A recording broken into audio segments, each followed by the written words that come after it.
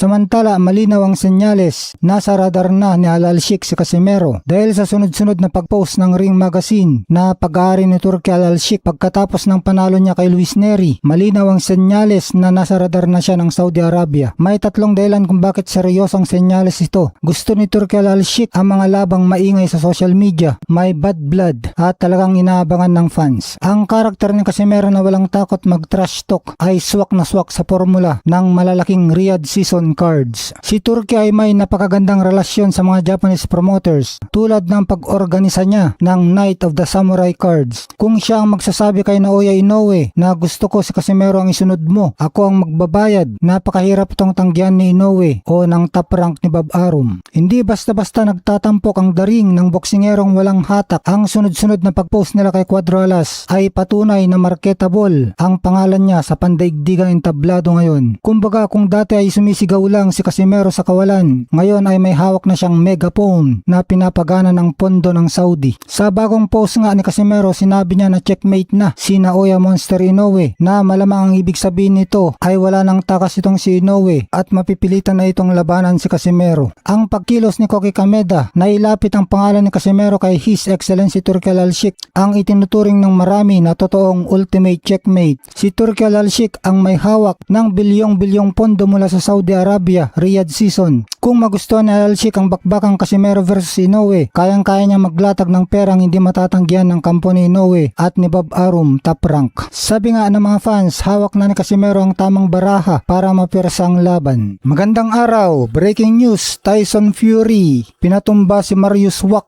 via 7th round TKO. Tinalo nga ni dating heavyweight champion Tyson Fury at dinomina ang Polish boxer na si Marius Wack sa pamamagitan ng 7th round technical knockout. Mula sa pagsisimula ng unang bell, walang ibinigay na pagkakataon si Fury. Dinomina ni Gypsy King ang kabuuan ng laban gamit ang kanyang matutulis na jab bilang pangunahing pampuntos. Ipinamalas din ni Fury ang kanyang mataas na kalidad sa loob ng ring nang paulit-ulit siyang magpalit ng stance, switch stance, na lubos na nagpalito sa depensa ng kanyang kalaban. Sa kabilang banda, halatang kinapos sa aksyon at pagbato ng suntok ni Wack.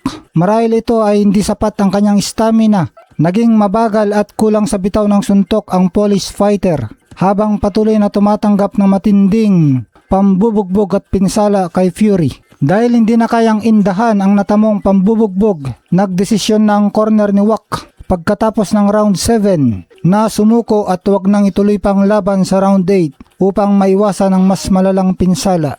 Dahil dito umakyat ang record ni Tyson Fury sa 36 wins, 2 losses, 1 draw at 25 knockout wins. Matapos ang dominanteng tagumpay na ito, nakatutok na ngayon ang tingin ni Fury at nag-aabang sa opisyal na kumpirmasyon para sa mega fight na laban nila ng kanyang kapwa Briton at dating heavyweight champion na si Anthony Joshua. Isang bakbakan na matagal nang inaabangan ng buong mundo ng boxing. Magandang araw, tuloy na ang laban ni Canelo Alvarez at Christian Mbili sa October 31 para sa WBC Super Middleweight title. Maalalang unang naitakda ang kanilang laban noong September 12 sa Riyadh, Saudi Arabia, pero nagbago ito ng schedule dahil sa problema ni Canelo Alvarez sa kanyang pamilya na nakaapekto sa kanyang pagsasanay. Pero ngayon nga, tuloy na ang kanilang laban sa October 31. Si Canelo Alvarez may record na 63 wins, 3 losses, 2 draws with 39 knockout. Sa kasalukuyan, nakarank siya bilang number 1 sa super middleweight sa The Ring. Huling lumaban itong si Canelo Alvarez noong September 13 kung saan natalo siya via unanimous decision kay Terence Crawford. Isang taon din na bakante itong si Canelo Alvarez bago muling sumabak sa ring. Ito naman makakalaban niya si Christian Mbili. May record na 29 wins. Wala pang talo ito. May isang tabla at 24 knockout wins. Siya ang kasalukuyang WBC Super Middleweight Champion. Nakuha niya ito nang ipromote siya mula interim champion nang magretiro si Terence Crawford. Siya ay 31 years old. Ang huling laban niya ay kay Lester Martinez kung saan nagresulta sa split draw. Handa na daw sa Mbili na patunayan ang kanyang sarili kontra sa isa sa pinakasikat na pangalan sa larangan ng boxing na si Canelo Alvarez. At si Canelo Alvarez naman, ang layunin niya ay muling maging world champion at bumawi mula sa kanyang huling pagkatalo. Samantala, Mexican Destroyer Andy Ruiz Jr. balik pakikitigma sa September.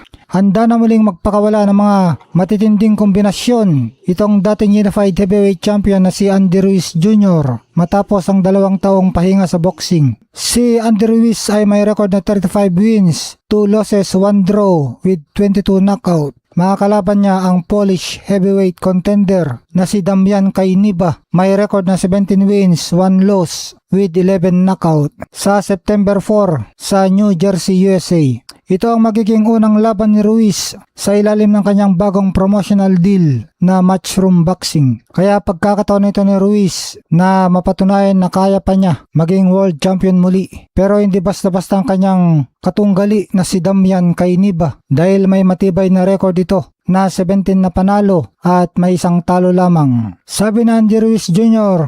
na ang kanyang misyon ay muling maging heavyweight champion of the world. Gusto daw niya ang WBC belt at the ring belt.